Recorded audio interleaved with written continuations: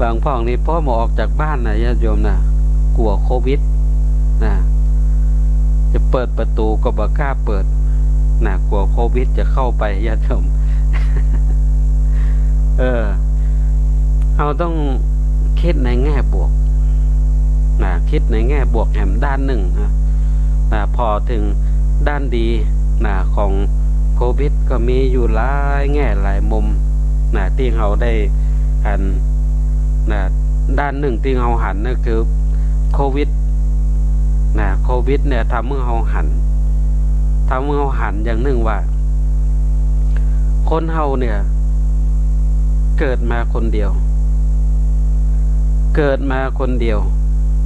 จะไปก็ไปคนเดียวโควิดเนี่ยทำให้เราหันถึงสิ่งนี้ญาติโยมเนาะหันถึงสิ่งนี้แต่สุดท้ายอย่างที่ผ่านมาเนาะอย่างนักคอมนะญาติโยมเนาะข่าวนักคอมดังๆนั่นแหละญาติโยมเขาก็จะหันเนาะนักคอมเป็นคนที่เรียกว่าเป็นคนมีชื่อมีเสียงไผ่ของจักเนาะเป็นคนที่สร้างเสียงหัวเราะสร้างความสุขให้กับคนทั่วไปไผ่ก็หันหน้าคอมตั้งหน้าสื่อโซเชียลต่างๆเนาะตั้งโทรทัศน์ตั้งสื่อโซเชียลต่างๆเนี่ยสถานญาติโยมแล้วก็หันตลอดเวลาก็มีแต่คนรู้จักแต่พอถึงเวลาที่เวลาเมื่อก่อนนั่นเนี่ยไผ่ก็ไปหาไผ่ก็ไปนั่งอู้ไผ่ก็อยากพบอยากปะแต่พอนักคอมติดโควิดได้แล้วสถานญาติโยมคนอยากจะไปหาก็ไปบ่ได้เปิดมือเข้าไปบางคนก็บ่อยากจะไปเพราะบ่อยากติด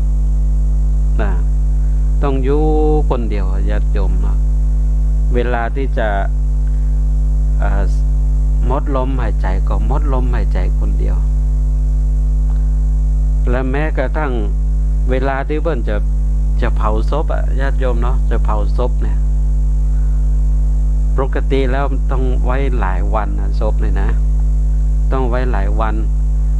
มีสวดมีเทศคนก็จะไปรวมกันเอาพวงหลีดไปแสดงความเสียใจไปร่วมงานเต็มแหละญาติโยมเนาะต้องนักแต่สำหรับงานนี้ของนักคอมเนี่ยรวดเร็วปุ๊บปั๊บญาติโยมคนบ่ได้ไปแม้กระทั่งคนสนิทก็บ่มีโอกาสได้ไปทั้งที่อยากจะไปแต่ก็บ่ได้ไปนะยังหันที่เพิ่นสัมภาษณ์เนาะอย่างโนตเชิญยิ้มเนี่ยซึ่งก็ถือว่าเป็นคนที่ร่วมทุกข์ร่วมสุขอยู่ด้วยกันมาญาติโยมเนาะถึงเวลาอยากจะไปแต่อยากจะไปเพราะเป็นครั้งสุดท้ายของชีวิตแล้วอยากจะไปแต่ก็ไปบ่ได้ญาติโยมเนาะไปบ่ได้ลูกหลานก็ทัดทานบ่ให้ไปเพราะว่าอายุนักแล้วมันเสี่ยงก็บ่ได้ไปญาติโยมเนาะไปก็ไปคนเดียวญาติโยมอันนี้โควิดเนี่ยทำเมื่อเราหันถึงสัจธรรมของชีวิตของคนเราแต่ว่าเฮามาก็มาคนเดียวไปก็ไปคนเดียวฉะนั้นการที่เราจะสร้างความสุขให้กับตัวเก่าก็อยู่ที่ว่าเราจะมุดสักที่จะปรับเปลี่ยนจิตใจของเราที่จะให้ความสุขเข้ามาในวิถีชีวิตของเรากันจะได้ดังที่ได้กล่าวถึงถ้ารู้จักปอมันก็มีความสุขแล้วญาติโยมเมื่อใดที่เรารู้จักปอเราก็จะมีความสุขชีวิตพอเพียงเนี่ยนะญาติโยมเราอยู่อย่างพอเพียงเราก็มีความสุขจะมีความสุขในสิ่งที่เราพอใจได้เก้าอี้ก็ดีแล้วถ้าเราอู้อย่างเงี้ยนะมีความสุขในญาติโยมเนาะอย่างเราไปแยกการทำงานเนี่ยญาติโยมเนาะวันนี้ ได้มา300นะถ้าคนปอเนี่ยโอ้ได้มุกอีกก็ดีแล้วมีความสุขแต่ถ้าคนก็ว่าโอ้ยได้น้อยเดียว300นะบ่พอกินอย่างนั้นก็บ่มีความสุขนะญาติโยมเนาะทั้งที่เงินเท่ากันนะ300ได้300เท่ากันนะแต่ว่าคนหนึ่งมีความสุขแถมคนบ่มีความสุขมันอยู่ที่รู้จักพอใจในสิ่งที่เราได้เรามีก็มันได้มุกอีจะยิ่งได้นะญาติโยมเนาะยิ่งในยุคสมัยนี้ยุคโควิดนี่ก็ยิ่งต้องทำใจกันอย่างเนี้ยฉะนั้นนี่คือสิ่งที่เราจะหาความสุขกับชีวิตของเราจะเรื่องชีวิตเรามีความสุขได้อย่างไร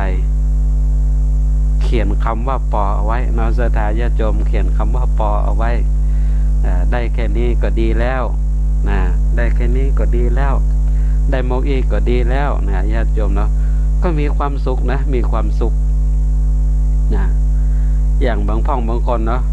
อาตมาภาพก็ไปหันถ้าเราอยู่ในสื่อโซเชียลนะแล้วก็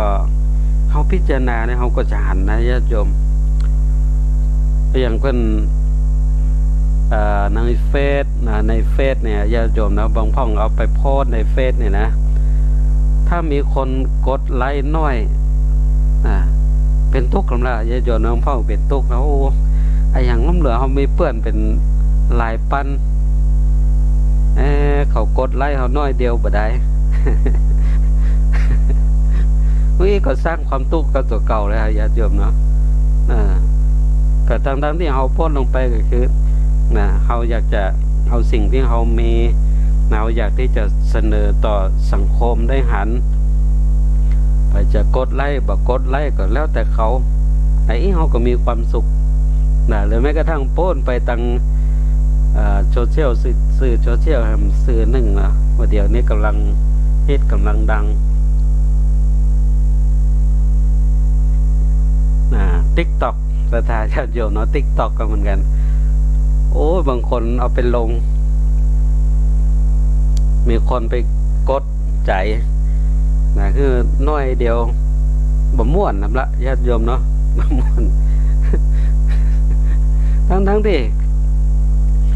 เขาไปลงเอาไปทำกับเพื่อความสุขใจของเขาแต่